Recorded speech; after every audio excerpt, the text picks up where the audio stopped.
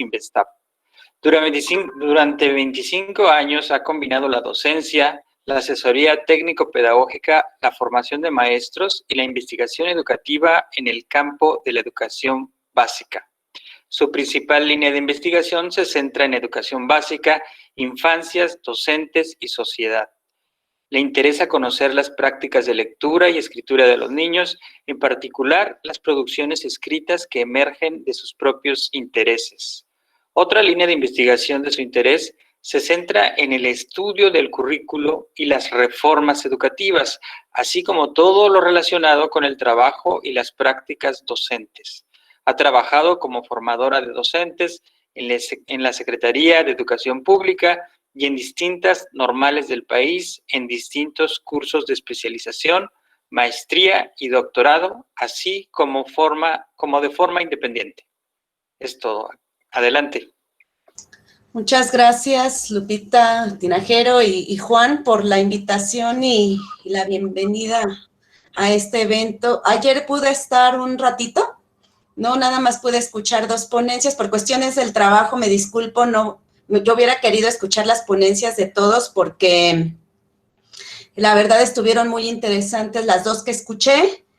Y pues espero que lo que yo voy a platicar con ustedes contribuya al diálogo, ¿no? Que siempre es lo que queremos en estos institutos y centros de investigación, que se genere el diálogo, pues para seguir formándonos como investigadores, tanto los que exponemos como los que escuchan y después dialogan. Entonces esa es la invitación. Cuando me invitó el doctor Juan Páez a participar, platicamos un poco sobre las pues inquietudes que hay. Ayer me di cuenta que algunas de sus investigaciones están centradas en contextos que se denominan ahora y ya tiene tiempo, de condición vulnerable, ¿no? Que Baja California tiene también una parte de estas poblaciones. Y yo les voy a hablar de un estudio que hice, pero antes voy a ofrecer unas reflexiones sobre un contexto también en esta situación, que cuando platiqué con Juan, bueno, hablamos un poco del urbano rural, ¿no? Que ayer emergía un poco. Bueno, esto es un resultado de una investigación, voy a proyectar, también de mi tesis de doctorado y algunas cosas que se han venido generando a partir de entonces, y en este contexto, además de pandemia, otras reflexiones y otras cosas que han emergido de aquí. Una pregunta, ¿sí se ve? Sí. Ahí está, ¿mejor? Fíjate que vemos nada más, así está mejor para verla. Ok. Bueno, entonces, pues como dice el título de la conferencia,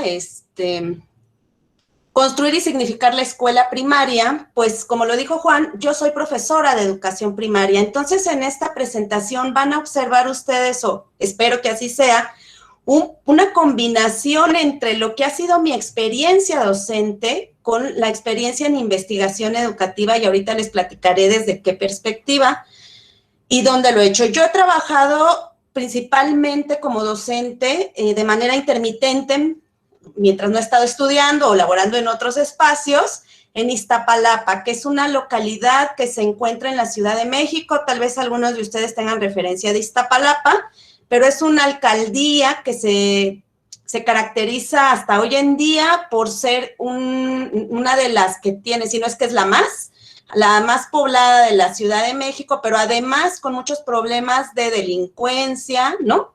De marginación, de pobreza, y tenemos una población migrante también ahí, mucha población que ha migrado de otros estados de la República. Bueno, ¿de qué se trata esta conferencia? ¿Qué es lo que me gustaría compartir con ustedes?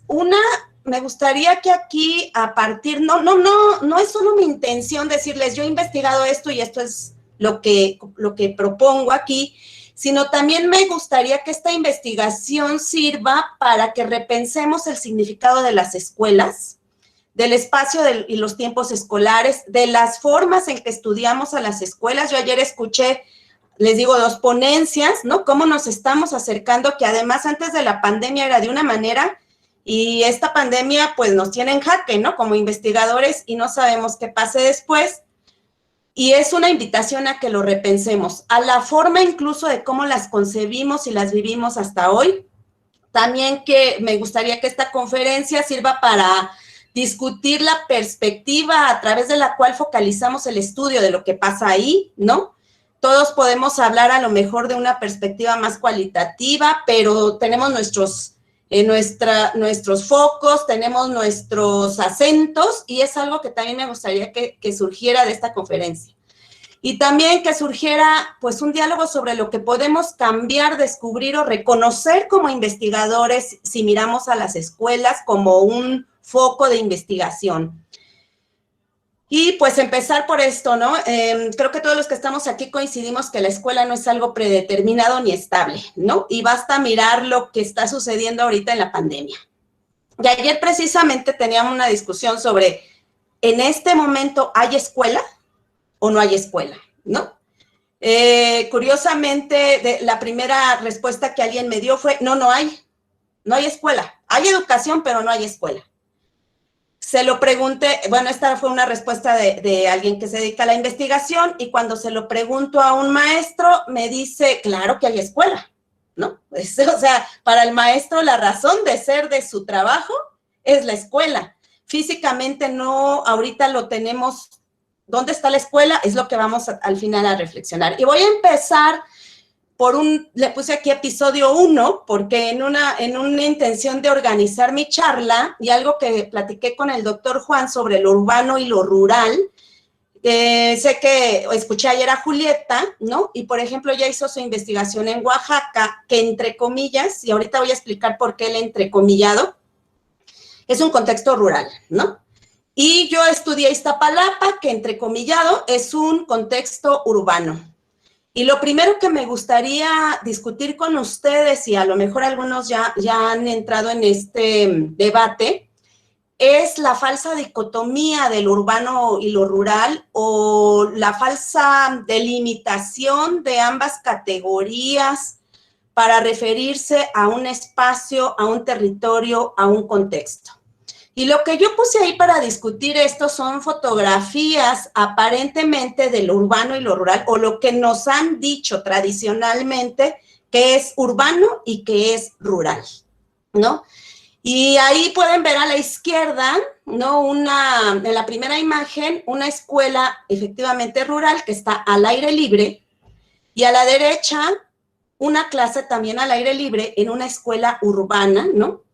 Donde podríamos decir, bueno, en la práctica, en ese momento, en lo que está viviendo el maestro y los niños, hay algunas diferencias, obviamente, porque siempre las habrá. Sin embargo, pues esto de vivir el espacio, ¿no?, escolar, pues puede ser muy diverso, porque aunque aquí está afuera, el techo es de palma, y si se decide, por ejemplo, trabajar afuera con los niños de otra manera, parecería que esta diferencia podría no ser tan significativa. Pero más allá, creo que ahorita hay una discusión, lo que es el marco de las nuevas ruralidades, que no es un marco que yo trabaje, pero que sí me sirve para repensar qué es lo urbano y lo rural. Es que se nos ha enseñado a distinguir lo urbano y lo rural. Yo incluso en la primaria, soy maestra de primaria, hay monografías, les decimos a los niños, lo rural está en el campo, en la ciudad hay carros y en el campo hay animales. Lo cual, pues, es relativamente cierto, ¿no? Hay animales en la ciudad, hay animales en el campo. Y lo que nos dicen las nuevas ruralidades es que problematicemos lo urbano y lo rural, no por estas delimitaciones tradicionalistas de lo que es la actividad incluso económica. En el campo nos dedicamos a la agricultura y en la ciudad a la industrialización, ¿no? Que son ideas muy dicotómicas que vienen desde hace muchos años, occidentalizadas, precisamente con un efecto contrario al deseado, donde se privilegia lo urbano. O sea, en la zona urbana hay fábricas, hay progreso, hay carros, hay tecnología, hay avance. Y en lo rural no hay, ¿no? Y entonces las nuevas ruralidades discuten más bien a partir de las prácticas, y es por eso que pongo estas imágenes. Lo que tenemos ahí son prácticas que Julieta hablaba un poco de las prácticas comunitarias, pero en las prácticas en contextos, bueno, prácticas comunitarias en ese contexto específico que ella estudió, pero ahora que vean el estudio en un contexto urbano van a ver que hay también cosas comunes, ¿no? En la foto de la izquierda, la segunda, donde los niños van caminando, ustedes dirían, ah, esa es rural, porque van en el campo, pero resulta que no, que es una imagen del Cerro de la Estrella en San Miguel, bueno, más allá, San Miguel Teotongo, Iztapalapa. Si uno sube hasta arriba aquí en la Ciudad de México, hay zonas como estas, ¿no? Y para llegar a la escuela, incluso en Peñón Viejo, zonas que caracterizan a Iztapalapa, pues te encuentras características que cualquiera pensaría, ah, eso es rural, es campo. Y vean también en la cuestión de prácticas, el desplazamiento de la casa a la escuela tiene sus características comunes. Ahí tenemos, ambas fotos son ciudad y parecieran dicotómicas, pero no lo son. Y abajo, esta idea de lo rural siempre es lo deficitario, lo malo. Pues miren, abajo lo marginado, ¿no? Por eso digo también lo marginal, porque abajo pueden ver la escuela, una escuela de Iztapalapa en la que yo acabo de trabajar el año pasado, que se encuentra en una zona muy cercana a un reclusorio, donde hay mucho vandalismo, y vean la escuela, o sea, enfrente de la escuela, digo, no se puede ver, pero enfrente de la escuela ustedes no pueden encontrar nada, más que una explanada, y el territorio es árido y además es peligroso, ¿no? Y en cambio vean la derecha, y ustedes, yo cuando vi esa foto, yo pensé, esta escuela parece de ricos, ¿no? La de los arbolitos, el pastito bien aplanado, vean. Y esa escuela está en una zona rural de Hidalgo, incluso en Acatlán, Hidalgo. La sierra es una escuela multigrado. Y lo que quiero decir, pues es que vayamos cuestionando entonces estas dicotomías y también pensemos en las prácticas que más bien configuran a los distintos espacios y en la diversidad de estos espacios. Es con lo que yo quería comenzar. Y desde ahí, pues, ahora esto se entreteje más porque, o más bien se nos presenta como una discusión muy, muy latente, porque hoy en día, frente a esta pandemia y la enseñanza en casa, pues lo que tenemos son muchas maneras ahora sí vamos a ver qué es hacer escuela, ¿no? Y ahí vemos a una maestra que ha ido en su camioneta dando clases y entregando cuadernillos, o el niño que aparentemente, yo le preguntaría a alguien, ¿está en lo urbano? ¿Está en una casa en el campo o está en una casa en la ciudad? Y no dudo que muchos dijéramos, no, esa casa es de la ciudad, vela, ¿no? En el campo no te encuentras casas así. O sea, hay ciertos prejuicios sobre lo rural, lo urbano. La marcha que está ahí, otra forma. Esta clase donde están los niños en la mesa, son unas clases que está dando un maestro de Iztapalapa, pero lo está dando en Chiapas, en la plaza de su pueblo. Cita a los niños y ahí les está dando clases. Y además, otra forma de ver la escuela hoy en día son estas famosas aulas virtuales, que no sé si ustedes han visto, pero que los maestros están haciendo y están sustituyendo su presencia con el envío de estas aulas virtuales, y eso sucede en el campo, en lo rural, en la ciudad y en diversos contextos. Es decir, hay una mezcla de prácticas que creo que debemos empezar a reconocer. Bueno, ¿cómo inicia, digamos, continuando con el segundo episodio, ¿no? Mi discusión sobre las escuelas y después voy a hablar sobre mi investigación y cómo me cambió la perspectiva de ver la escuela y de estudiarla, este trabajo, y sigue cambiando. Yo hace muchos años partí de los estudios en el DIE, en el Departamento de Investigaciones Educativas, con los estudios de Rockwell y Espeleta, para cuestionar esta idea de la escuela como una institución universal, donde tiene un edificio de tal manera, unos maestros en unos salones, en donde te bajan las supuestas normas oficiales y entonces tú lo vas a llevar, sino que los estudios de ellas permitieron pensar en la escuela como una institución viva, ¿no? Con un carácter histórico y expresión heterogénea.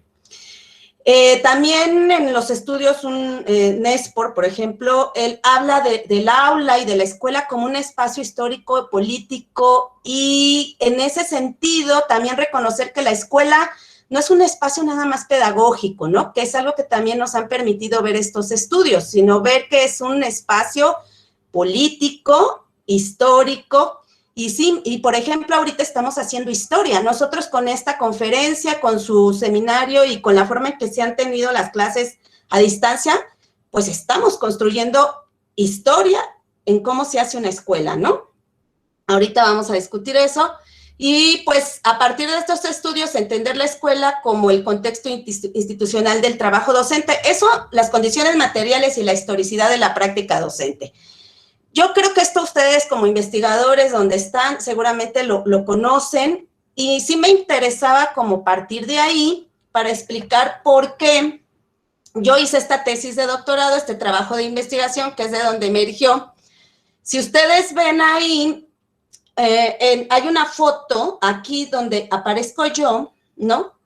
Y dijo Juan que a mí me interesa estudiar las prácticas de escritura de los niños, pero les quiero platicar que no fue algo que surgió de repente, no fue que como maestra un día yo ya estaba pensando en la escritura y por qué. A mí no me interesaba estudiar por qué los niños no leen ni escriben, por ejemplo, ¿no? Ese no es mi foco, porque hay demasiado de eso, ¿no? De hecho, las políticas, las evaluaciones, todo el mundo dice que los niños no leen ni escriben, sino que este problema que yo les vengo a explicar, cómo me cambió la mirada de escuelas, fue a partir de mi experiencia docente, de una crisis que yo enfrenté en 2013, trabajando en una escuela en Iztapalapa, después de haber estado unos años ausente. Yo llego a esa escuela y llego con mis saberes y con todo lo que yo hacía previo a estar en esa escuela. Como les digo,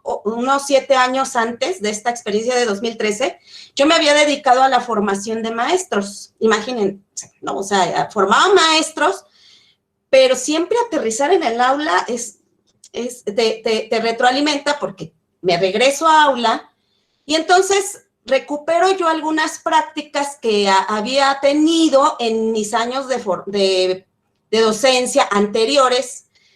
¿Y qué creen? Que pues no me fue muy bien, ¿no? El primer día, digo, lo narro rápido, pero para que vean parte de esta crisis, el primer día en el que yo llego al aula para dar la bienvenida a los niños, como parte de estas culturas escolares y de las prácticas que se tienen, me piden que, pues tenía yo que poner un periódico mural, a fuerza, ¿no? Ya saben, son estos artefactos que aparecen en las escuelas y que son producto de estas prácticas.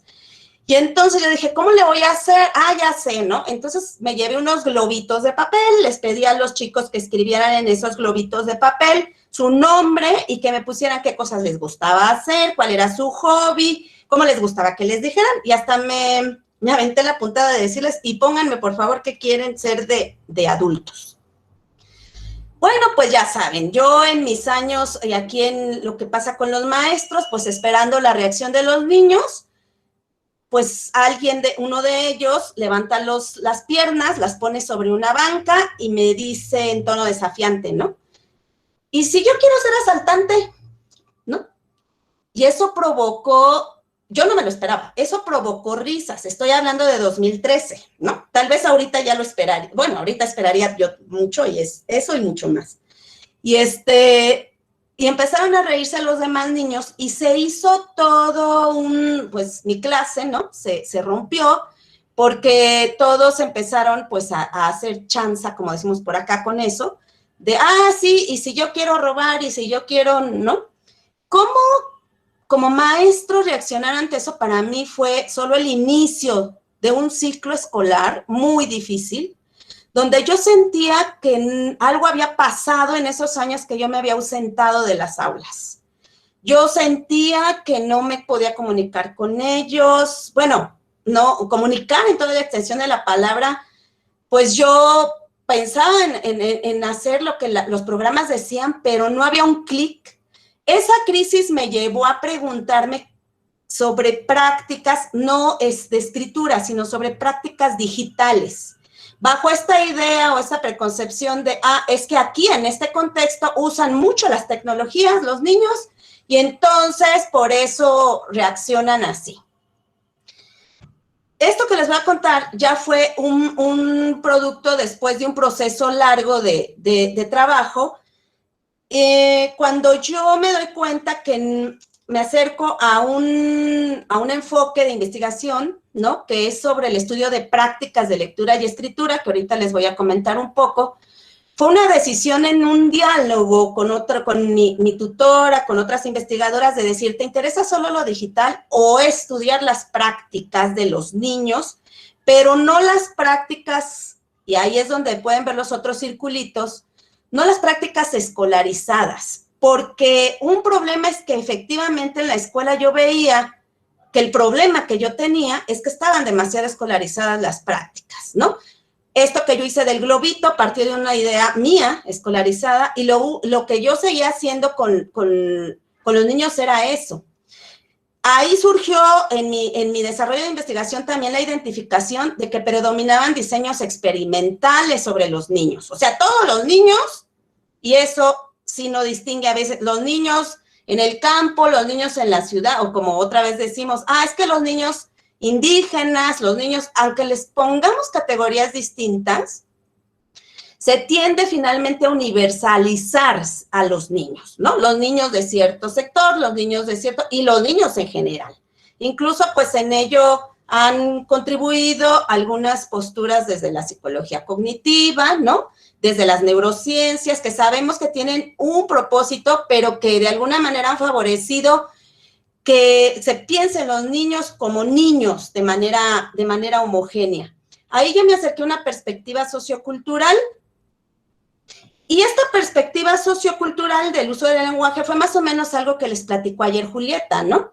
Finalmente, la mayoría de investigaciones socioculturales, a eso voy con lo urbano y lo rural, es que la mayoría de estas investigaciones se tiende a hacer en contextos migratorios o considerados multilingües, como si ya partiéramos de que solo donde están los contextos migratorios, multilingües, indígenas, rurales, solo ahí hay problemas, solo ahí hay que atender. Claro que sí, hay una inequidad ahí, pero donde yo estaba, que es muy urbano, pues yo veía que también había muchos problemas.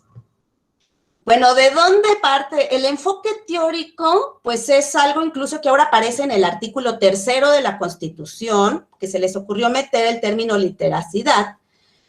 Y ustedes, pues, si algunos de ustedes han estudiado el currículo de educación básica actualmente, en el caso del lenguaje, pues se habla de literacidad y de prácticas sociales desde 2011. Yo usé este enfoque sociocultural por mi necesidad crítica que tenía de saber qué les interesaba a los niños. A mí no me interesaba, como ya les dije, saber por qué no escribían bien, por qué no usaban los acentos, por qué no escribían con buena redacción. No. Quiero dejar claro que estudiar la escritura y la lectura en los chicos fue una forma de conocerlos, fue el medio. Y esta fue la perspectiva que me permitió acercarme, y ahí ya surgieron algunos descubrimientos.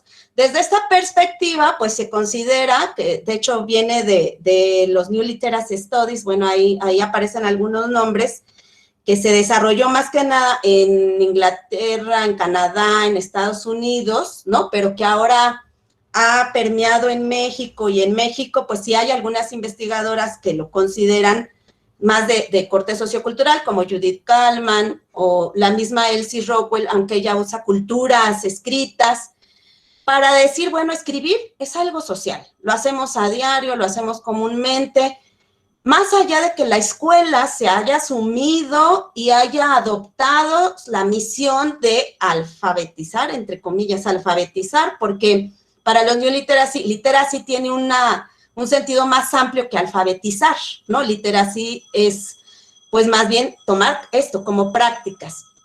Y estos estudios de las prácticas sociales, pues, surgen precisamente para cuestionar. Yo he venido cuestionando categorías predeterminadas como lo rural, lo urbano, lo escolarizado, no escolarizado, para discutir esto, pero para discutir una tendencia que se había desarrollado sobre la occidentalización de la escritura, ¿no? Donde se creía que las sociedades que desarrollaban los sistemas de escritura alfabéticos o alfabéticos como el griego, por eso el pensamiento occidentalizado ahí, pues eran más desarrolladas intelectualmente, tenían más inteligencia, y pues Scribner y Cole, que son unos psicólogos sociales, lo que demostraron con sociedades africanas, precisamente con sociedades consideradas más marginadas, en ese sentido marginadas con comillas también, porque es otra categoría social que nosotros ponemos, investigaron sus prácticas letradas y encontraron que cuando se comunicaban en el lenguaje que no estaba permitido general en la sociedad, porque el oficial era el inglés, pues las personas aprendían cosas, ¿no? Hablaban en una lengua que les permitía memorizar cosas, les permitía relacionarse, les permitía resolver problemas, y se cayó esta tesis de si la lengua es alfabética, pues entonces desarrollas esa inteligencia o esa capacidad intelectual. Otros estudios que han contribuido a este estudio que yo presento es el de prácticas letradas vernáculas, que está en el mismo marco, que se refiere a estas prácticas que yo estudié, que no son las escolares, no son las legítimas, son aquellas prácticas que en un espacio institucional como la escuela, pues los niños tienen de manera natural y cotidiana. Es decir, los niños escriben lo que las maestras les dicen, pero escriben también por su propia iniciativa y su propio deseo y su propia necesidad comunicativa. Desde ahí, ahorita lo que yo voy a mostrar es que encontré como un poco un argumento sobre los múltiples significados, la simultaneidad y complejidad lingüística incluso, que hay en un aula monolingüe. O sea, ayer se discutía con Julieta del translingüismo y se discutía de esta diversidad lingüística que no solo es característica, y eso es lo que quiero mostrar, de las comunidades o las escuelas llamadas rurales o indígenas o multilingües, y con estas categorías, ¿no? Bueno, ¿qué hice yo? Me voy a saltar hasta aquí. Ahorita me regreso un poquito. Lo que yo hice fue observar eventos letrados, que un evento letrado es como ahorita, si alguien está tomando notas, eso es un evento letrado. O sea, nadie le dijo escribe, está ocurriendo, en este momento alguien tiene la necesidad de escribir, deja un recado, hay un evento letrado, y en todos los días, pues hay eventos letrados, ¿no? En nuestras prácticas cotidianas. Pero lo que yo tenía que después estudiar para entender qué les interesaba a estos niños, por qué lo hacían, por qué se acercaban a ciertas culturas escritas, fue estudiar las prácticas, que ya después de estudiar eventos y estas trayectorias de eventos, porque se daba un encadenamiento, ahorita se los voy a explicar, pues qué significaba eso cultural, socialmente, ¿no? Una de las cosas que...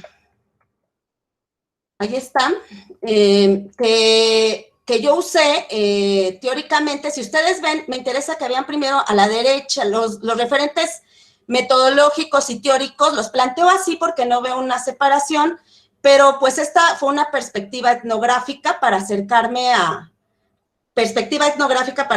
la escuela. Pasé haciendo observación en un grupo de 3er grado y de 6º grado durante un año, observando qué escribían los niños mientras estaban las clases. Para eso yo ellos no me veían como maestra, ¿no? Yo expliqué que lo que quería era saber qué pensaban los niños hoy en día, cómo veían la escuela, y me integré incluso como una compañera más. Yo resolvía todas las tareas que la maestra ponía, llevaba mi cuaderno, me calificaba, ¿no? Me metí a jugar fútbol, me integré como parte del grupo de niños y estudiaba estas prácticas letradas y a través de estos eventos, ¿no? Me apoyé en referentes como la sociolingüística clásica, y algo que me ayudó mucho, y lo voy a explicar más en los ejemplos, es la sociolingüística de la movilidad, bueno, ahorita que lo explique, ayer Julieta mencionó a Blumhardt, que es uno de los representantes de esta sociolingüística de la movilidad, que me permitió entender la complejidad del uso del lenguaje oral y escrito aparentemente en un aula monolingüe. Esta es la localidad, ¿no? Ahí ustedes pueden ver un mapa de la Ciudad de México y aparece Iztapalapa pegadito al oriente. Como les decía, el oriente es la zona más pobre de la Ciudad de México y que además está pegadito al Estado de México también. Ahí hay una foto de la localidad que dice Santa Marta, Catitla.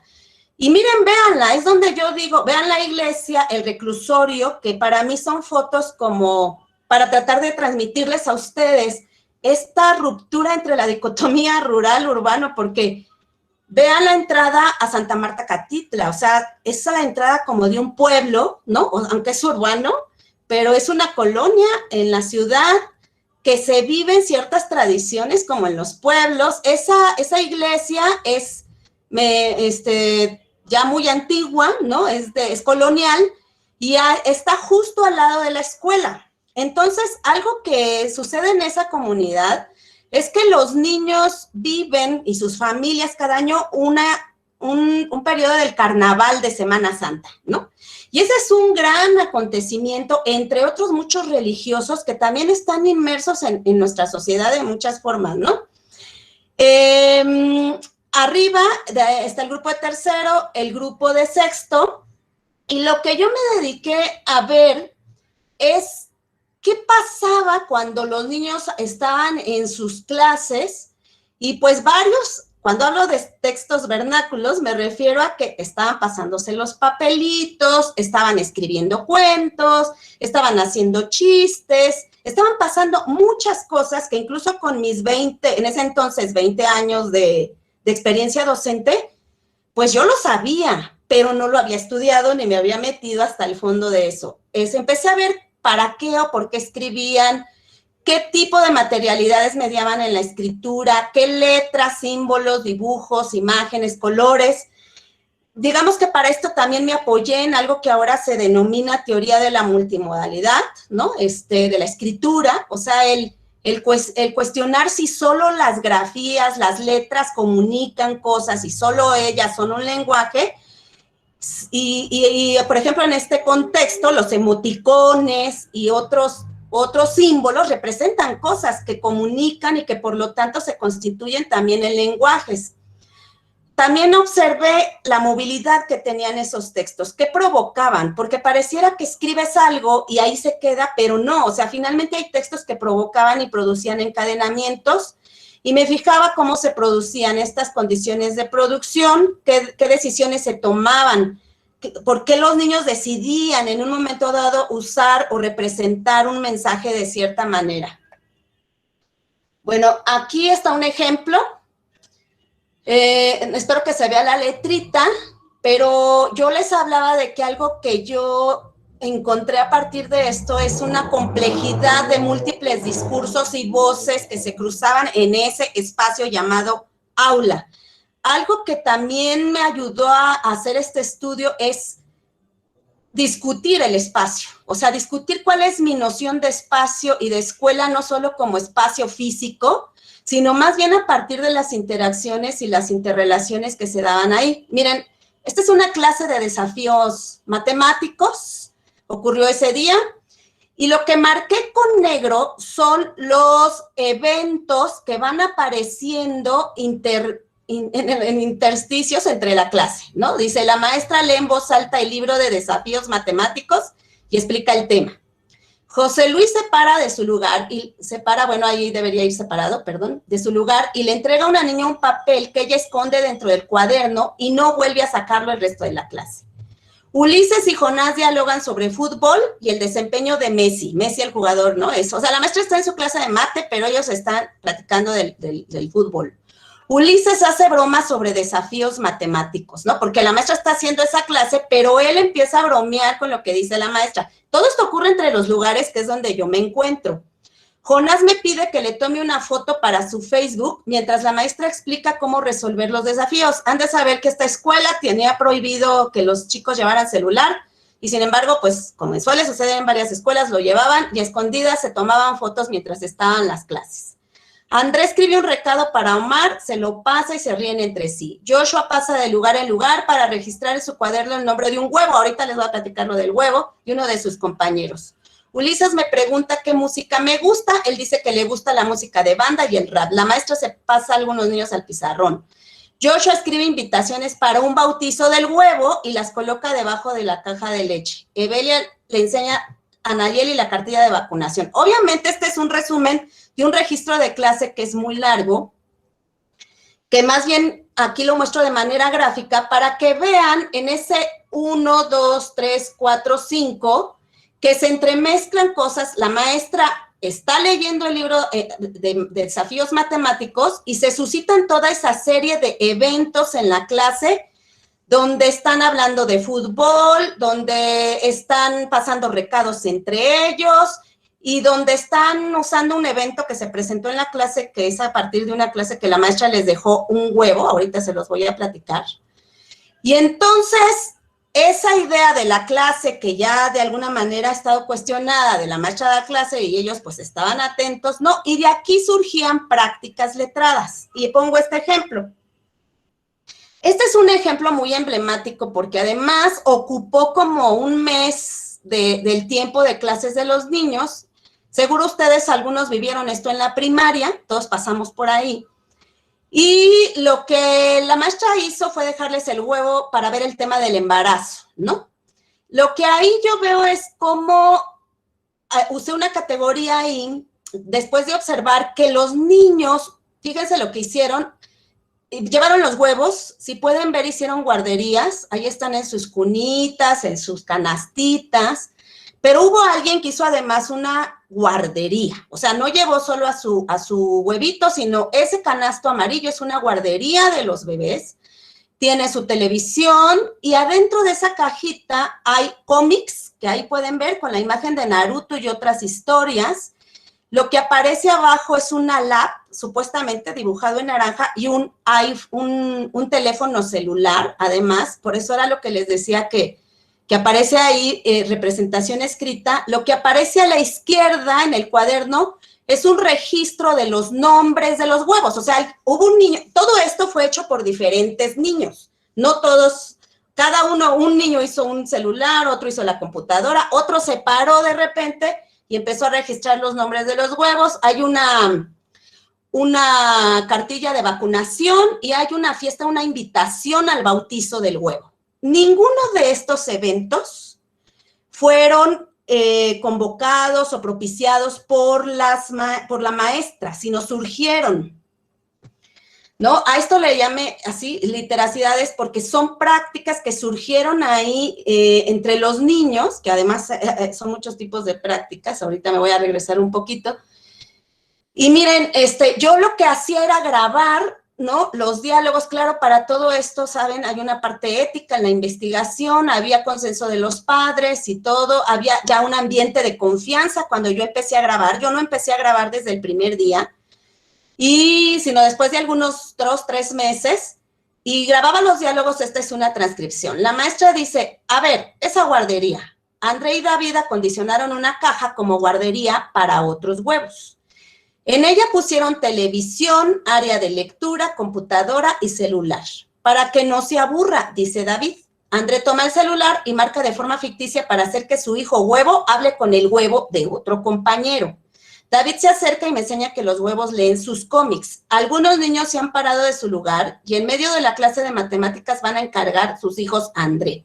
Le pregunto a Yair, ¿para qué se lo encargas? Y dice, es que ya no quiero cuidarlo, ya iba a estar entretenido. Yo les decía que usé la sociolingüística porque para la sociolingüística es importante no comprender incluso las señales paralingüísticas, o sea, los asuntos, el tono no verbal, porque se entiende que el lenguaje está ubicado en un espacio.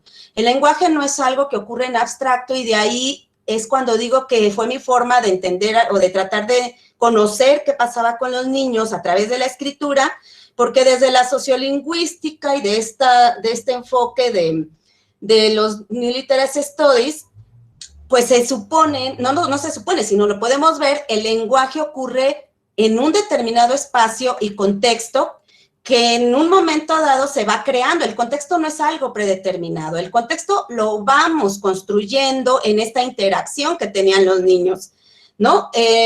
Como se dan cuenta, yo no vi la clase en sí, sino lo que pasaba alrededor de la clase, ¿no? Y lo que quiero mostrar es que en lo que yo vi en las prácticas como estas del huevo, es que los niños pues tenían algo que Luis Moll llama fondos de conocimiento, que lo aplica para familias migrantes en Estados Unidos, que decía, se llevan fondos de conocimientos sobre sus contextos, ¿no? Por ejemplo, la medicina herbal, algunas costumbres que allá en Estados Unidos han hecho que se hagan prácticas, ¿no? Culturales, pero en este caso yo le llamé fondo de conocimientos letrados. O sea, los niños tienen mucha idea de para qué se usa la escritura y la usaban, como en este ejemplo del huevo, tenían esos conocimientos, ¿no? Bueno, ustedes pueden ver esto, no voy a leer todo el ejemplo, pero me interesa más ver este asunto del registro. Cuando yo hablo de esos fondos de conocimiento, hablo de esta experiencia sedimentada que hay en todos los contextos, en todas las escuelas, hay experiencias sedimentadas en los niños, no solo en los maestros, y pues esto ocurrió en la clase de mate, ¿no? Se para un niño y miren lo que registra, los nombres de los huevos, Raúl Jiménez, Fernando, papá, ¿no? Gael, Juan Pablo, papá, por ahí al final va poniendo si es el papá o la mamá el que registra el huevo, y esos son los nombres de los huevos. Por ejemplo, el último, Huevín, ¿no? Huevín Jesús. Noé, papá, el papá es Noé, y el huevo, su hijo se llama Huevín Jesús. ¿Cómo en estas prácticas lo que yo empiezo a ver es toda la experiencia del contexto que había ahí en Iztapalapa, yo les digo ya ahí, incluso religioso, ¿no? O sea, todo lo religioso. Ahí, por ejemplo, Joshua arranca una hoja del cuaderno y escribe algo que deja debajo de su caja de leche. Me enteraría el otro día que estaba haciendo invitaciones para bautizar a su huevo, ¿no? José Eduardo juega con una bolsa de plástico y Julio canta al huevo la frase a dormir. Una niña le pasa una hoja a otra y le pregunto si me la enseña. Me dice que es la cartilla de vacunación del huevo que hizo mientras la maestra explicaba el desafío de matemáticas. Esta es la cartilla de vacunación. Nadie le dijo, hazla, ¿no? Surge también de estas prácticas sociales, ¿no? Pues si tenemos un hijo, la maestra dijo que este huevo es mi hijo, pues todo eso genera ciertas prácticas letradas. INS, si se dan cuenta, no escribe IMSS, sino INS, Cartilla Nacional de Vacunación, y este mensaje de un bebé sano es un bebé feliz. Algo muy importante en el estudio de estas prácticas para mí son los significados. Y es decir, ¿cómo podríamos interpretar qué significado tiene esto para los niños, ¿no? Yo les iba preguntando, ¿no? No como una entrevista, sino, digo, yo estaba ahí desde una perspectiva etnográfica como parte del grupo y dialogar, ay, ¿por qué se la hiciste, no? Y entonces los niños te contaban sus experiencias. Ah, es que a mí me llevaron a vacunar cuando yo nací, o del bautizo, ¿no? Ahorita aquí está la invitación del bautizo.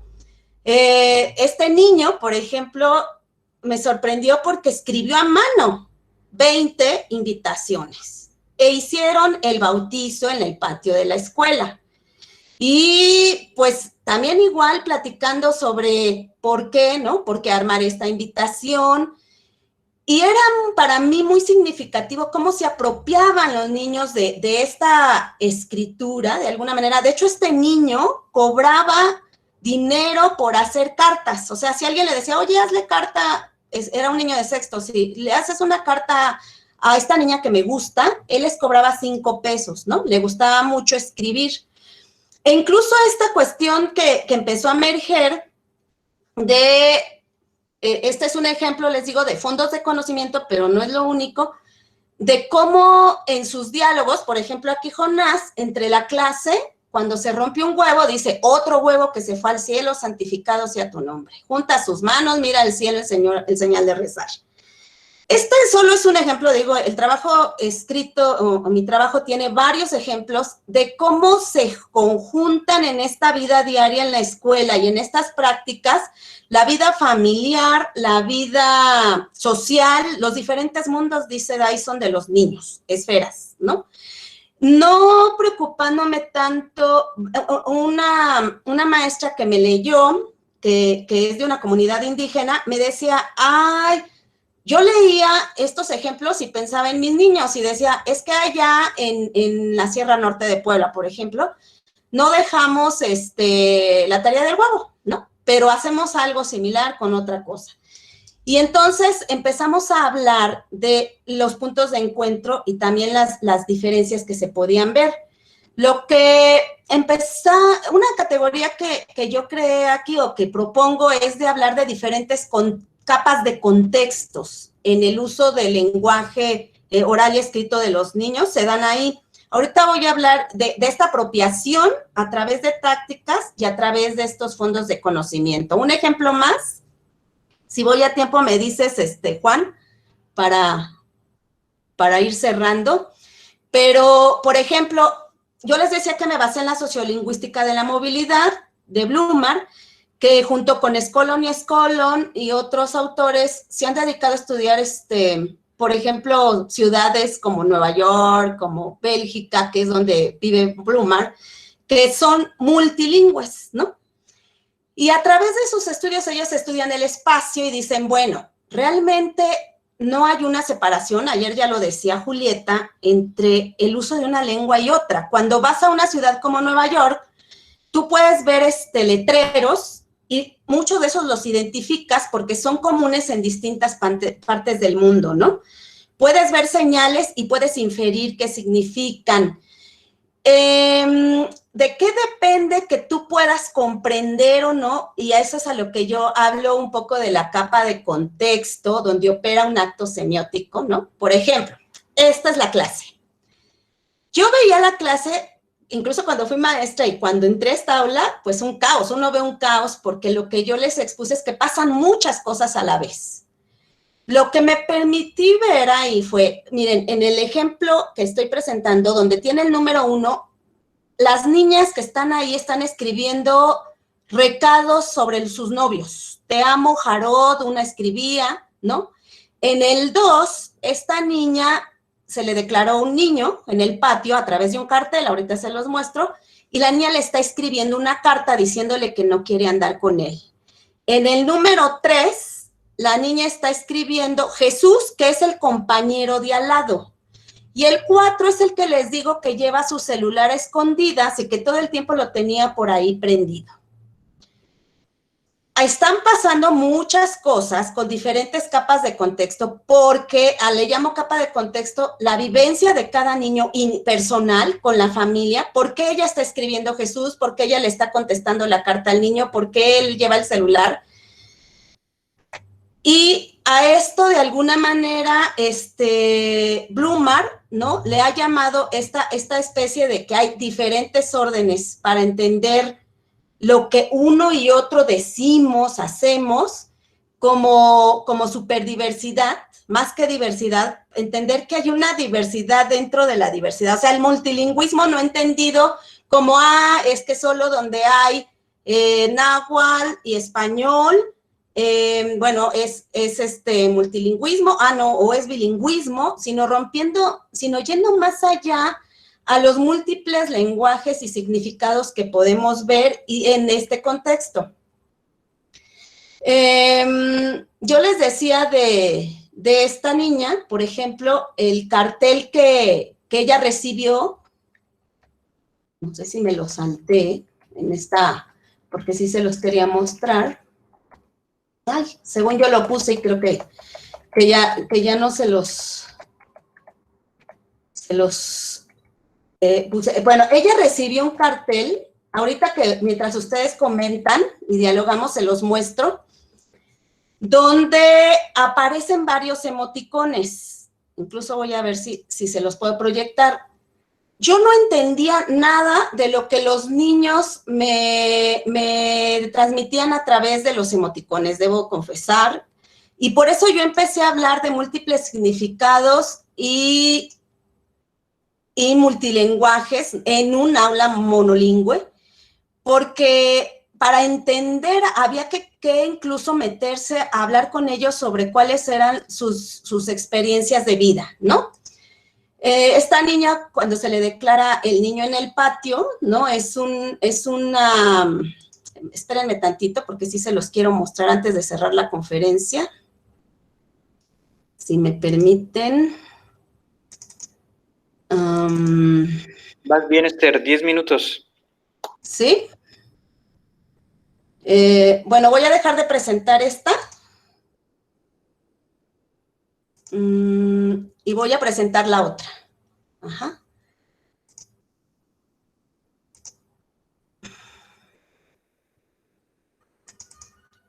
Es que este ejemplo me parece más claro. Ay, perdón. ¿No lo ven, verdad? No, No. todavía no. A ver. Una disculpa, pero en lo que les digo, bueno, ahorita lo abro, ¿no? Y mejor continúo con esta porque con esto, hablando de las dificultades técnicas, y a lo mejor aclarar un poquito. No voy a profundizar, ya lo ven, ¿verdad? La presentación que yo tenía. Sí. ¿Sí? Ahorita les explico bien este ejemplo porque me es importante para explicarles por qué llegué yo a una conclusión de romper el dentro, incluso todavía no teníamos pandemia, ¿no? Pero romper esta idea del dentro y fuera de la escuela, entre ir y venir de los conocimientos que traían los niños, ¿no? De las experiencias de la casa, cómo al mirar la escuela, en un momento dado habría que pensar en cuáles son las prácticas que hay en un espacio determinado, más que pensar en las categorías predeterminadas sobre lo que es ese espacio, ¿no? Esto me llevó a plantear esta categoría de superdiversidad y hablar de complejidad, simultaneidad, indiscalidad, movilidad de significados. Para eso quería este ejemplo que ahorita les voy a decir, pero a lo mejor conviene abrir un espacio de diálogo para que yo pueda abrir ese ejemplo con calma, ¿no? ¿Esto a qué me ha llevado? O sea, ¿qué significa ser escuela en estos tiempos, no? ¿Qué permanece? ¿Qué cambia? ¿Cómo se resignifica la escuela? ¿Hay escuela? ¿No? Yo empecé diciéndoles o planteándoles esta duda. ¿Hay escuela hoy en día? ¿Cómo es esa escuela? ¿Qué es lo que hace que haya escuela, sea en el contexto que sea? Y lo que yo podría decir a partir de esta investigación y que ha continuado en esta pandemia, yo me he dedicado un poco a investigar qué están haciendo los docentes y qué están haciendo los niños. Y en esta idea de recuperar también lo vernáculo, quiero decir, hay cosas que permanecen en estas clases a distancia. ¿A qué voy? Miren, este es el recado de un director, estimado padre de familia. Para la cuenta de Gmail será necesario que sea por cada estudiante y específicamente para el trabajo de Classroom. Bueno, ustedes lo pueden seguir leyendo. Pero esto es un mensaje en Facebook de una escuela, ¿no? Esta es también en Iztapalapa, donde la escuela, pues así como sabemos que ahorita está ocurriendo en diversos contextos, están comunicándose con los padres, los maestros. Hay interacciones y sobre todo, más que orales, se están dando escritas. De esta manera, porque los maestros están mandando muchos mensajes, recados, todo por escrito. ¿Qué permanece y qué cambia para mí de lo que yo vine observando en esa experiencia, no? Sigue habiendo una diversidad de prácticas, ¿no? Prácticas muy escolarizadas, como les decía. Obviamente acá abajo puse un ejemplo de una clase de matemáticas que manda un maestro a través del celular Y bueno, a mí me buscó la mamá de esta niña porque la conozco, y en esta idea de interesarnos solo por el aprendizaje de lo que está sucediendo a nivel del programa, de lo escolar. Y esta es otra práctica de una maestra, la de la derecha, de una escuela multigrado, donde ella se preocupa por dejarles actividades más sociales de escritura, ¿no? Además es una escuela unitaria, ¿no? Y entonces ella les escribe un cuento sobre un monstruo, creo que esta se los mandó, y dice, lee las palabras que hay en el recuadro, encierra todo lo que deseas que sean características de tu monstruo. Algo que me decía la maestra, yo he seguido tratando de descubrir qué están haciendo los maestros, cómo hacemos escuela en estos días en diferentes capas, con estas capas de contexto y uso de los multilenguajes. Es que para ella era importante usar la escritura también para conocer a sus niños. Eso no ocurre en todos los contextos, pero quiero decir que con lo que yo les mostré de la clase de matemáticas, de desafíos matemáticos, aquí está la clase a distancia con estas tareas que los maestros dejan, pero lo vernáculo sigue presente y los niños siguen haciendo cosas al margen de la maestra, al margen de la escuela. Aparte de preguntarle a la maestra, bueno, estos son dos ejemplos de dos niños, ¿no? Que yo entrevisté a distancia, a pantalla, no entrevistar, sino les dije, igual que como ocurría en el espacio físico, quiero platicar con ustedes, qué están haciendo, escriben, y después de, pues yo creo que 2 horas de charla en diferentes días, ellos me platicaron, es que fue cumpleaños de mi papá y yo escribí esta carta, ¿no? Otro de los niños fue, y yo, se me cayó el diente, ¿no? Entonces le escribí esta carta al ratón. Lo que quiero decir es que en estos momentos hay una escuela, ¿no? Esta escuela que va y viene con actividades, con distintas formas de comunicación, que está manteniendo estas relaciones, diferentes modos de comunicarse, y sigue habiendo prácticas que son resultado de este entrecruzamiento de mundos familiares, sociales, en los diferentes contextos en los que nos encontramos. Obviamente, pues esto me llevó a pensar que a través de este ejercicio de escritura, verlo más bien como un acto social vinculado a los intereses, a las experiencias y vidas y cotidianas de los niños, que estaba vinculado a experiencias religiosas, al juego, comisiones dentro de la escuela. Por cuestión de tiempo, digo, ya van a ser las 2. Yo no puse, solo quiero mostrar el del cartel, pero había muchas prácticas religiosas. O sea, quiero decirles, niños que cargaban el catecismo. Bueno, un niño cargaba la Biblia a la escuela, ¿no? La leía cuando se iba a la hora de la salida. Esto de las comisiones que los maestros dejan, ¿no? A los niños, tú te encargas de anotar, ¿no? Y curiosamente me pasaba que había niños que llevaban registros por su cuenta de cosas que hacían sus compañeros. O sea, la maestra no les pedía un registro y ellos registraban. Yo usé esta investigación para un poco conocer estos textos que le llamo vernáculos, porque no son legítimos dentro del espacio escolar. Nos dedicamos más a estudiar lo legítimo. Cómo escriben, si hacen lo que dice la clase de español, o la clase de lenguaje, o lo que dicen los programas, o lo que dicen las políticas. Pero la idea que quiero transmitirles es que en esta complejidad de escuela, de espacio escolar, pues las dicotomías se rompen, ¿no? No hay un fuera, no hay un dentro, no hay incluso una especie de individualidad dentro de la escuela, todo es social, ¿no? Yo lo que vi fueron estos actos cooperativos, ¿no? Impregnados de significados sociales, y lo que veía es que los niños se apropian de lo escrito a través de lo que Desartó llama tácticas, ¿no? O sea, la maestra tenía las estrategias, ¿no? Nosotros todos los maestros ponen sus estrategias, pero los niños tenían tácticas para apropiarse de lo que la maestra les proponía, a veces como lo del huevo, generaba varios productos escritos. Esta cuestión de que se hace escuela en el día al día como el resultado de interacciones sociales entre niños, docentes y padres, y que la diversidad es la regla en todos los espacios escolares y en toda la humanidad.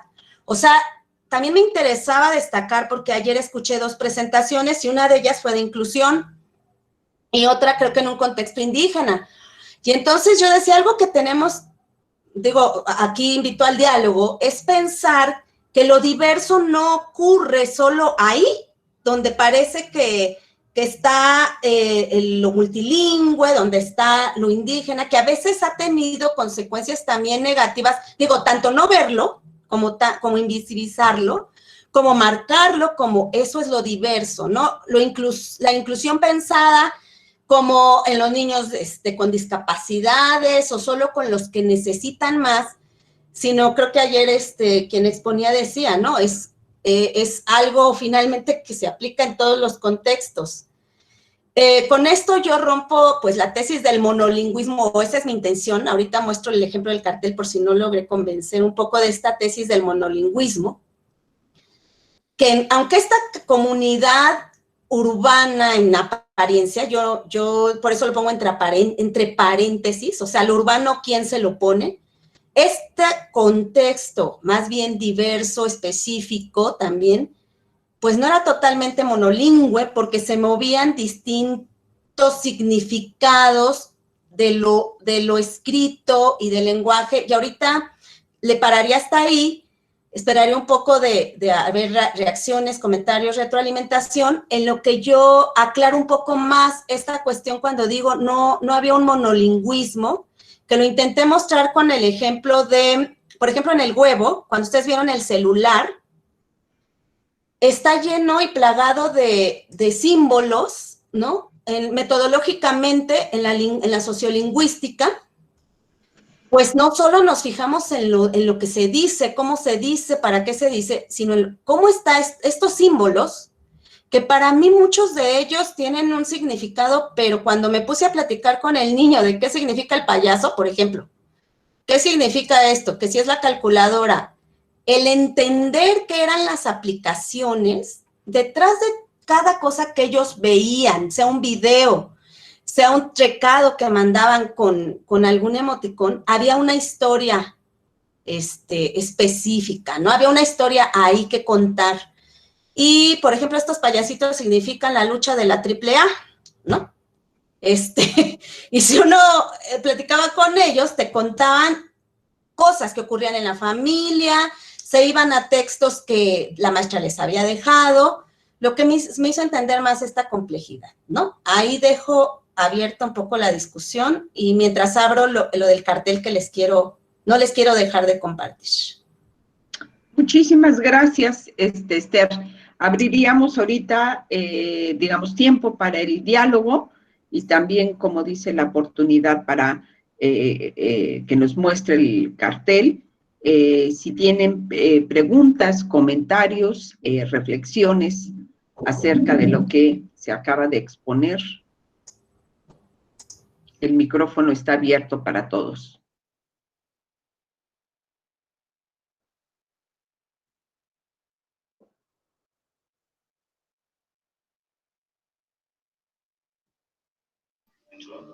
Buenas tardes.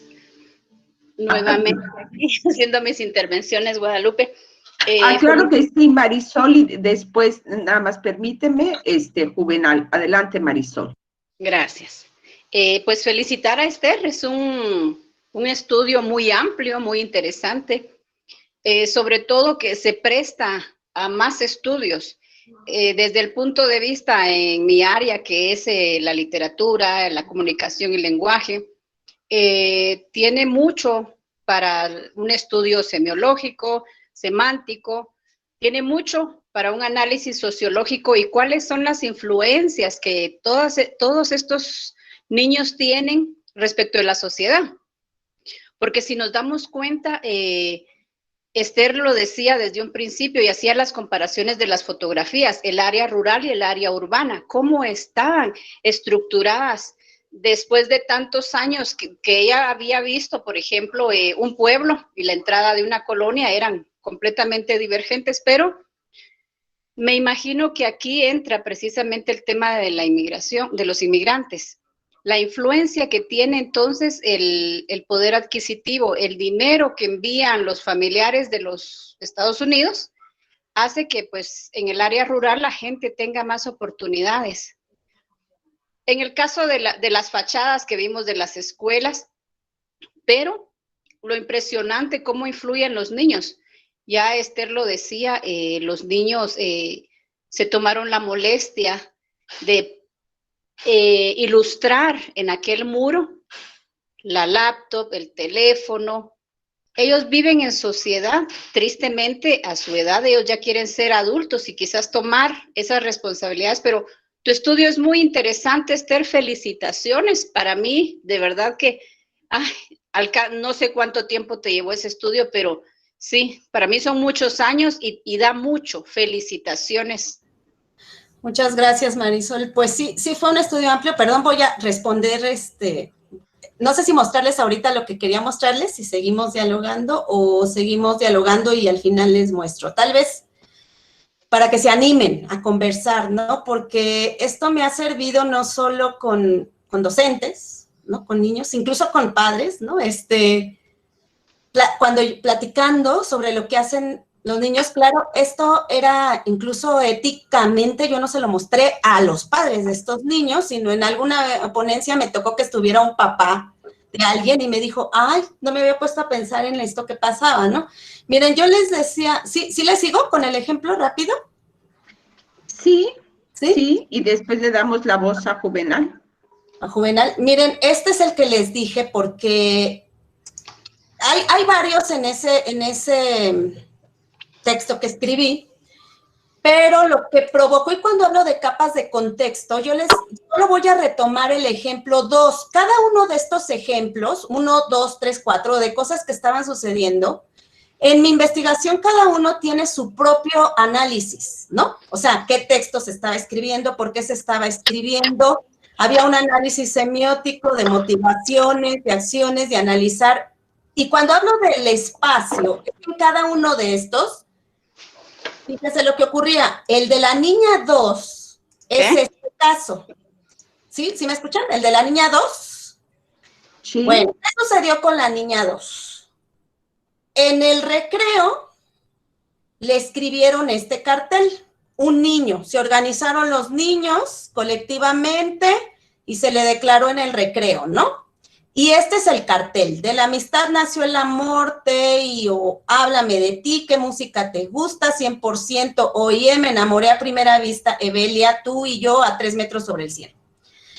Cuando yo lo leí, bueno, yo no sé ustedes si le entendieron a todo, pero yo había cosas que no entendía por qué las habían puesto, ¿no? Por ejemplo, esto de la amistad nació el amor, bueno, esto sí son los iniciales de los niños. En ese entonces estaba de moda la canción Háblame de ti, ¿no? Y los niños les encantaba la banda. Pero esto de tú y yo a 3 metros sobre el cielo, bueno, además estos símbolos emoticones, yo la verdad sufrí mucho, me apoyaba mucho en mis hijos para que me dijeran qué significaban, ¿no? Pero además no era el símbolo en sí, porque me decían mis hijos, es que es un corazón, ¿no? Es que es una sonrisa, pero yo a veces esa sonrisa o ese corazón tenía que entender toda la situación, por qué pasó. Y aquí, esta última es una película muy famosa española, no sé si alguien de ustedes la conoce, que se popularizó mucho entre adolescentes, pero llegó hasta los niños de primaria. Bueno, yo hasta vi la película. Porque cuando mis hijos me servían de informantes, ¿no? O sea, ellos me aclaraban lo que yo veía en la escuela. Y eso que yo soy maestra, yo ya tenía 20 años trabajando en escuela y cuando veo esto digo, es que no los conozco. No conozco bien qué están haciendo, qué quieren transmitir. Y llegaba mi hija y me decía, sí, mamá, es que esa película es bien famosa. Pues pónmela, ¿no? Como ese hay muchos ejemplos, pero es para mostrarles esto de los órdenes indexicales y las capas de contexto. Estos son los niños, aquí está el cartel, en el patio, ¿no? Como si fuera un talk show, incluso fue eso. La niña le dice que no al chico y el chico escribe esto, por eso les decía que estudiaba como encadenamientos de eventos letrados. O sea, el cartel provoca que ella diga no, y otro compañero le escribe esto, Noticieros Televisa, este es el amor a primera vista, es una ponedora estúpida, ella no hace nada, en cambio su esposo quiere con ella. O sea, ¿se dan cuenta de la letra? Por eso yo les decía la escritura vernácula como medio de conocer qué pasa con los niños. El medio de Iztapalapa era muy, pues incluso yo maticé el término, no usé el término machista, pero sí mucho problema de inequidad de género, ¿no? Mucha violencia intrafamiliar, y lo podemos ver aquí.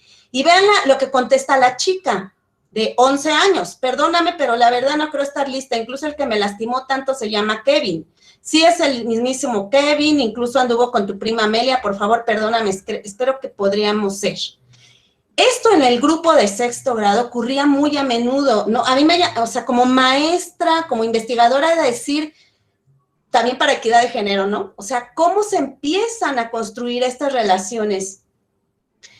Y bueno, ¿qué pasó al final? Escribe la carta, le dice que no. En casa, los padres de Belia leen el póster y lo rompen. Al otro día de este evento, la niña llega llorando, ¿no? Yo le pregunto qué pasó.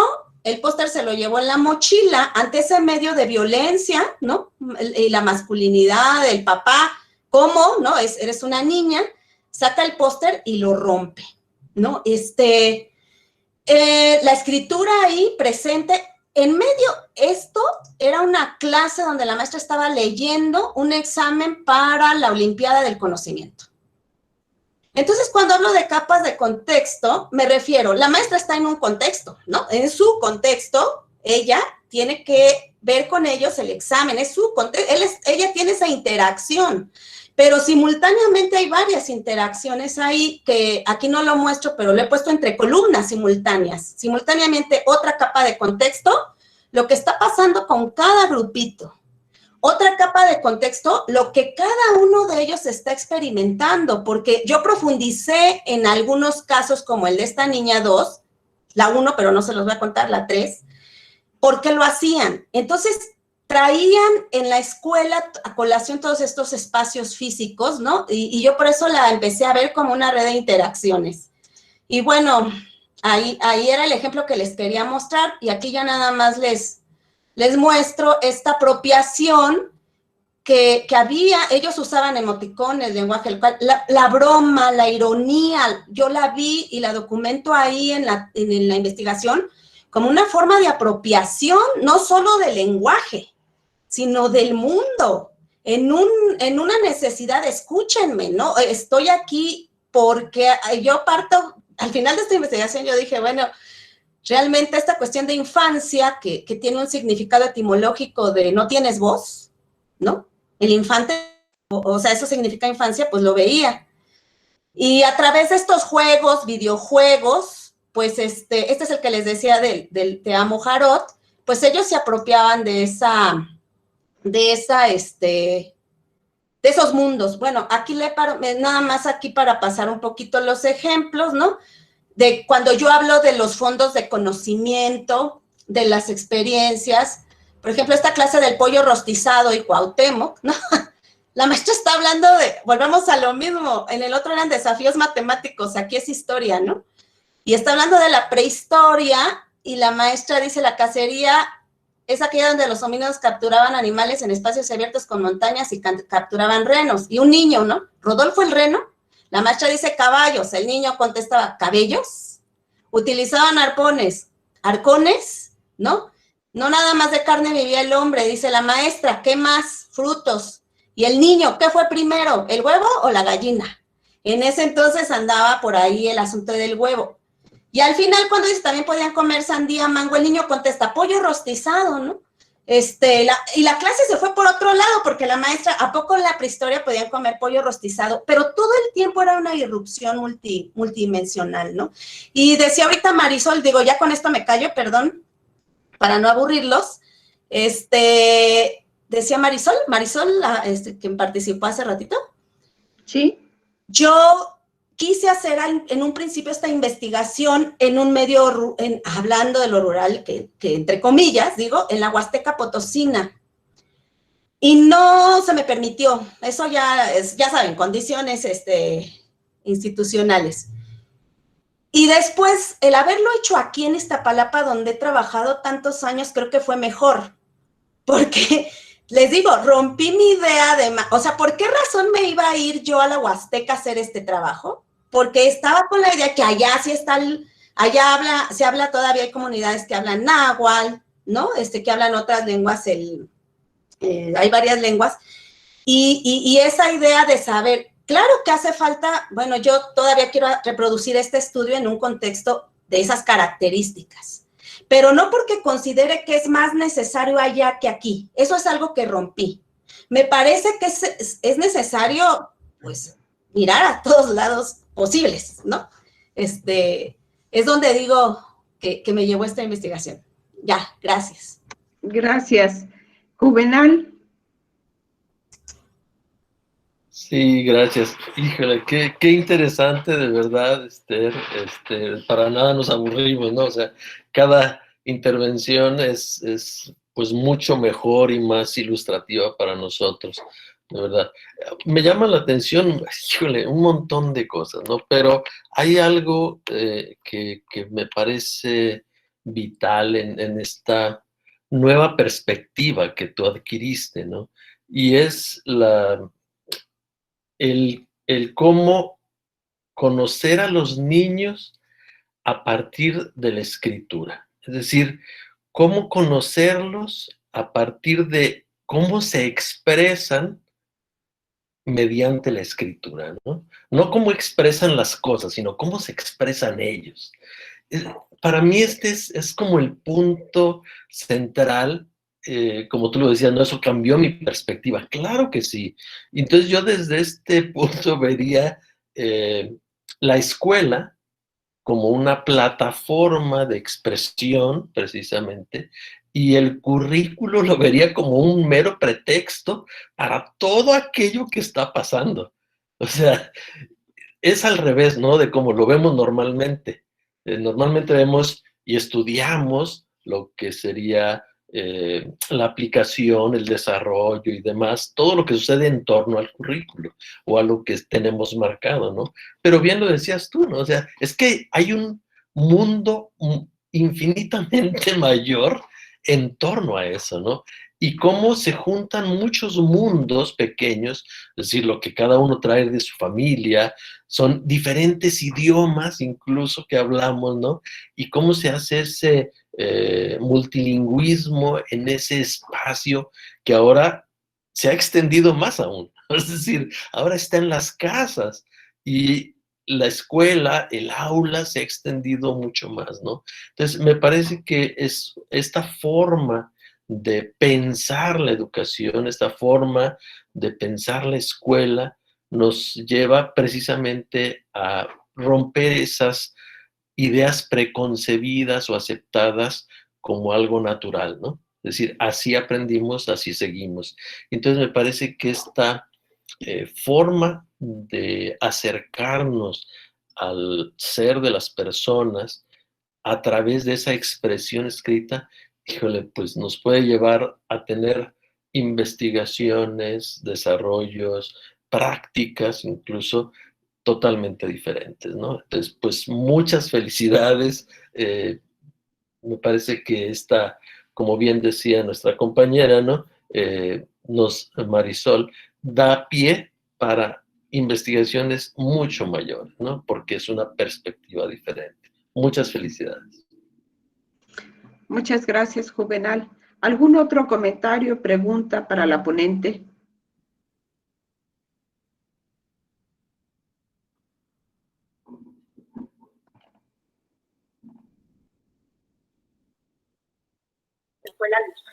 Me está explicando Esther que se fue la luz en su casa, entonces la tengo aquí en altavoz.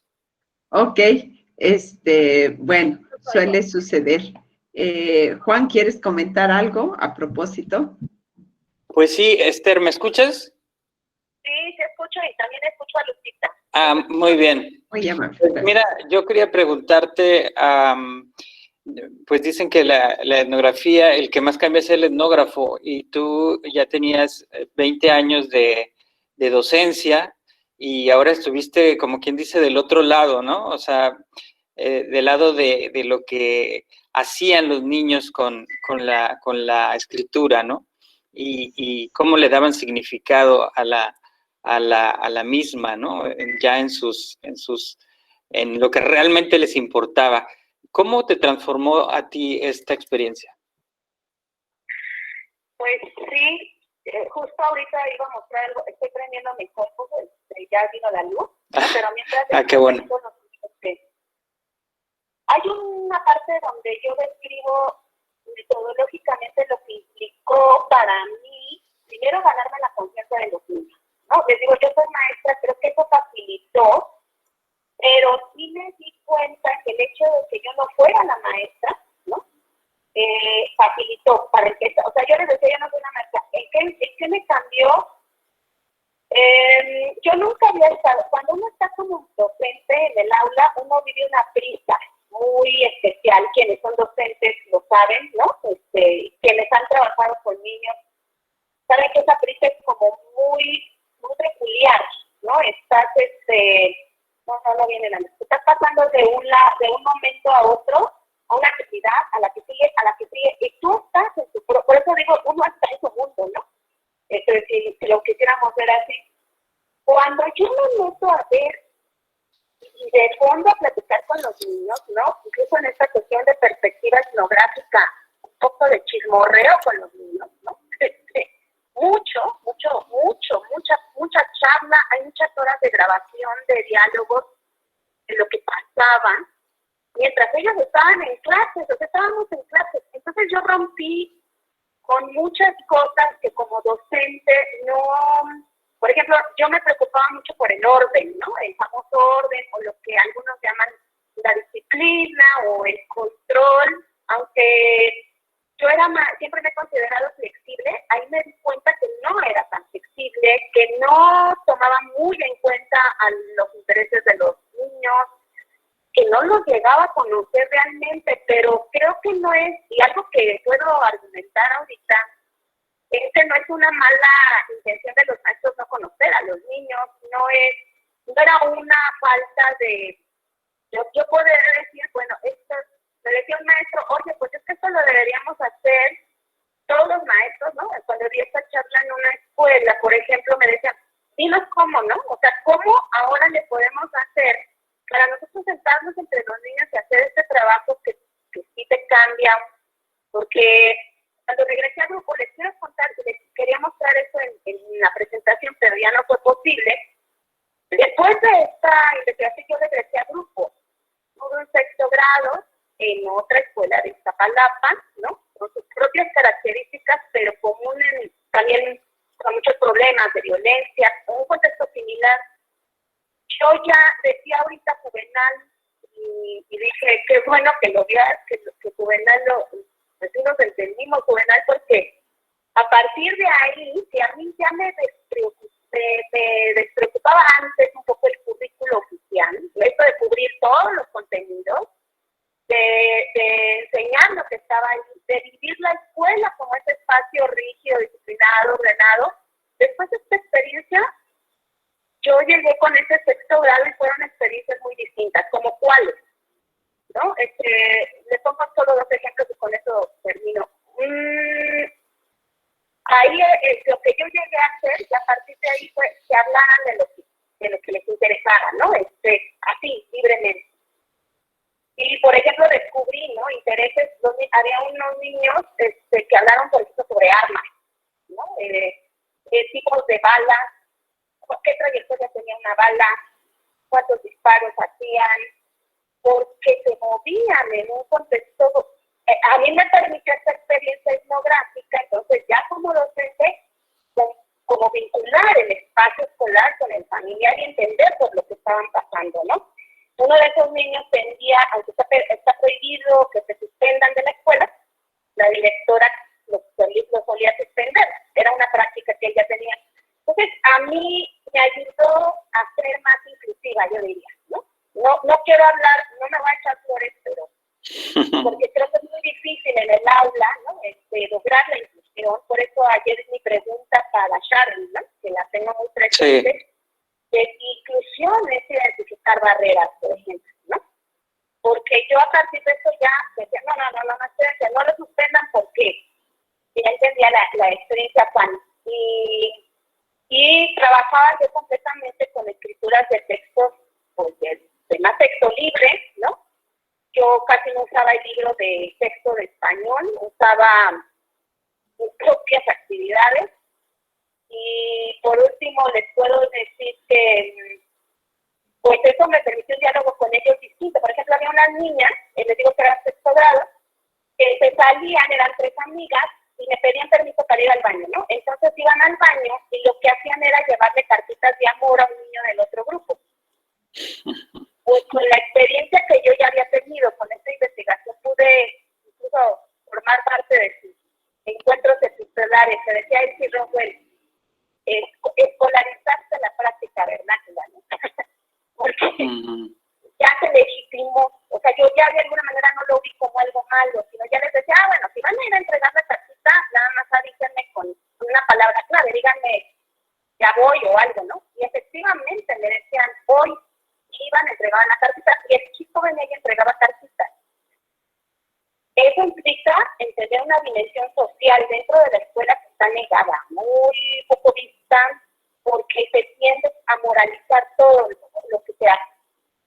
No al celular, no a los videojuegos, no a hablar del noviazgo, porque eres niño. Y algo que también cuestionan en este trabajo es la concepción de infancia que tenemos desde hace tiempo, pues basada en ese concepto de la inocencia, el niño no se debe enterar, cuando estamos viviendo épocas donde los niños, pues por muchos lados, se enteran de varias cosas. Eso puedo decir. Claro, muchas gracias. Pues muchísimas gracias por haber compartido con nosotros la conferencia. Llegamos al final de las sesiones del coloquio La Escuela, Discursos, Sentidos y Prácticas. Hay un comentario de Marisol, ¿sí? Guadalupe. Perdón, no lo vi. Si lo quieres, Perdón. ¿quieres leerlo? Sí.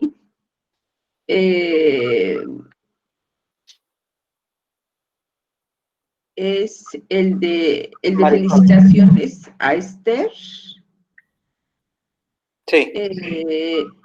El estudio da lugar a muchos estudios más como sociología, semánticas y semiología.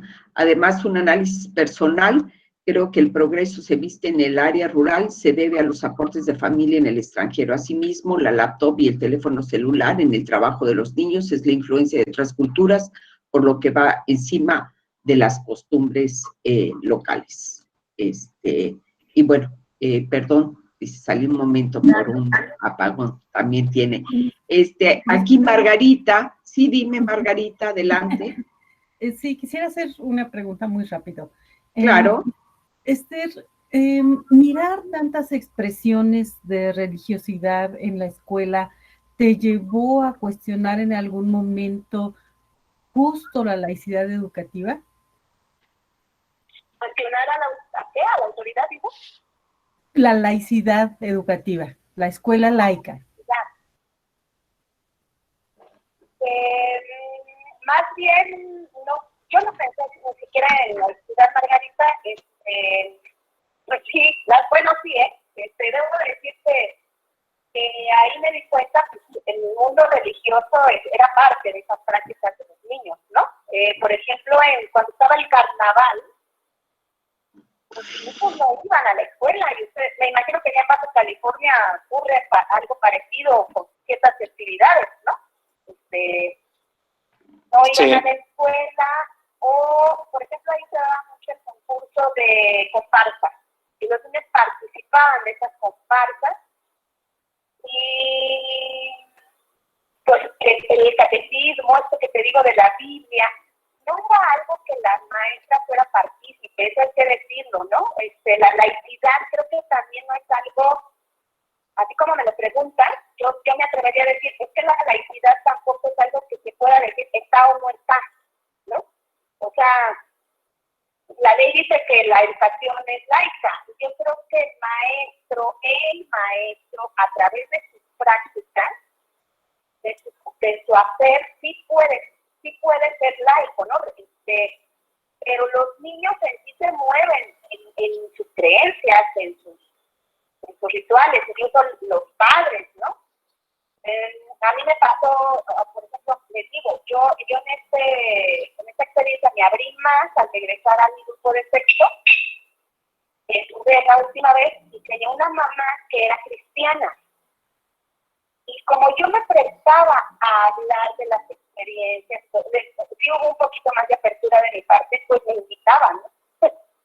Me invitaba incluso a los encuentros religiosos cristianos y me mandaba información por el celular. O sea, hablando de prácticas letradas, de esto que también se genera entre padres y maestros. Entonces, Margarita, no es que yo cuestione la laicidad, o sea, no, me parece que los maestros lo tenemos muy claro y los cuidamos. Más bien, es innegable que sí entran la vida religiosa, las prácticas y todo, entra de alguna manera en la escuela. O sea, todo. La escuela es porosa, es un espacio muy poroso, como diría mi escuela. Que nosotros, maestros, nos hagamos de la vista gorda, cumplamos el precepto y no nos metamos en eso es otra cosa, ¿no? Depende cómo quieras tú, Margarita, conseguir esa laicidad, pero yo diría, pues no es pura, ¿no? O sea, no es una laicidad pura. Eso es lo que yo diría. Muchas gracias.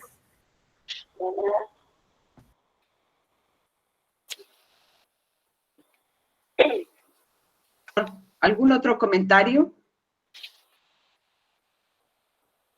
Bueno, pues solamente me resta agradecer a todos los asistentes, los de ayer, los de hoy, los que nos acompañaron con sus ponencias, con sus conferencias, a cada uno. Quiero agradecer también a los alumnos, tanto de la maestría como del doctorado del IDE, a los egresados, al público que se unió. Este coloquio que se enmarca dentro de los 30 años del instituto, de nuestro querido instituto, pues fue por el empeño de varias personas. A Juan le damos el agradecimiento, fue quien lo organizó en compañía de Itziar, una estudiante ya casi egresada, y también, digamos, es por el apoyo de muchos de los participantes del seminario permanente que tenemos, Sujetos, Identidad, Discursos Educativos. Este es su tercer año, un impulso que lo tuvo el doctor Sergio Málaga y al que nos unimos todos los del grupo, que pertenecemos a un grupo de investigación, un cuerpo académico, el de Discurso, Identidad y Prácticas Educativas, en el cual yo también participo. Estamos los tres. Quiero agradecer también públicamente pues el apoyo que hemos tenido de los solamente de soporte, sino de la dirección para que esto fuera posible, pero fue posible por la participación de todos y cada uno de ustedes, ¿no? Entonces, mi mayor agradecimiento. Y pues ya saben, el seminario es abierto, tenemos participación cada vez más de diferentes puntos de la República. Ahora, sobre todo con el impulso de las plataformas, pues también ha sido eso posible, y pues seguiremos teniendo espacios para la discusión. En verdad agradezco a todos, y bueno, le voy a ceder el micrófono a mi compañero Sergio Málaga, para que formalmente clausure el evento, y pues un abrazo en la distancia, y ojalá en algún momento podamos discutir frente a frente. Va a ser muy enriquecedor. Muchas gracias. Gracias, Lupita. Gracias, Lupita. Bueno, pues esperamos que este evento que se realizó en el marco de los 30 años del instituto, por supuesto, haya cumplido con sus expectativas, sobre todo por la temática que se discutió. Seguramente vendrán nuevos esfuerzos colectivos que tanto el cuerpo académico, Discurso, Identidad y Prácticas Educativas van a organizar, como el propio seminario sujetos, identidad y discursos educativos. Les esperamos, los invitamos, Lupita hizo la invitación pública, estamos abiertos a recibir algún tipo de colaboración, digamos, para que puedan ustedes también formar parte y nutrirse de las discusiones que mes con mes estamos, pues de alguna forma, revitalizando. Con esto quiero decir también que le agradezco también públicamente a Juan y a Itziar por la organización de este evento, a todos los panelistas, a las dos conferencistas magistrales, gracias por sus aportes, por sus discusiones, sus reflexiones, que de alguna forma nos mantienen, bueno, en la vida académica, pues vivos, ¿no? Para cuestionarnos, para continuar discutiendo y replanteándonos las preguntas. Con esto yo doy por cerrada mi intervención, les agradezco mucho. A todos y todas las personas que estuvieron presentes. Me pide Yuber y Claudia que si pueden encender su cámara para que se haga la toma de captura correspondiente para este cierre. Y bueno, pues como les decía, esperamos que puedan seguir ustedes los eventos que se van a seguir difundiendo en el marco del 30 aniversario. Vienen más actividades en estas semanas que están pues por llegar, ya estamos a un paso de noviembre, entonces seguramente van a haber muchas actividades y ojalá las sigan en la transmisión en vivo. Entonces, bueno, pues quien guste encender su cámara, les agradecemos mucho y Yuber o Claudia pues nos indican cuando ya esté lista, ¿no? La captura. Gracias.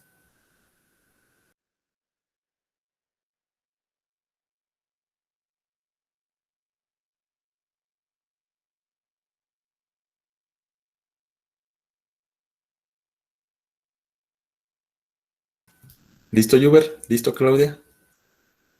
¿Alguien que me avise? Que nos avise. Sí, muchas gracias. Bueno, pues pásenla bien, tengan buena tarde, y bueno, pues felicitaciones a todas y todos. Al evento. Gracias, Juan, gracias, Sergio, Lupita y todos. Muchas gracias. Gracias, Esther. Gracias a todos. Gracias a todos, hasta luego. Se cuidan. Bye. Bye, a cuidarse.